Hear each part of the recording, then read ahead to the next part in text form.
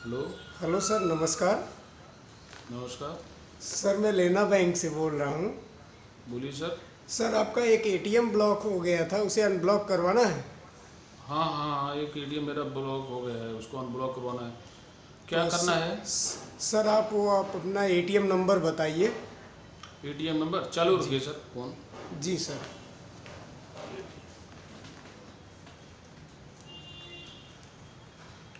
हाँ सर, लिखिए।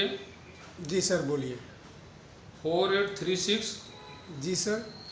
3489 जी सर। 5901 जी सर। 1259।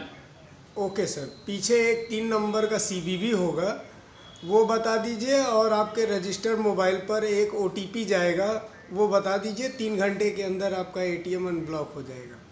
अच्छा अच्छा अच्छा, पहले सुना, हमार नाम पप्पू जरूर है। हम दिल्ली वाला पप्पू ना होई, हम प्रतापगढ़ वाला पप्पू है। जहाँ सौ न पढ़ा एक प्रतापगढ़ है। तोरे जिसे 52 जन के हम चाहे थे बुझ रहे नहीं तो।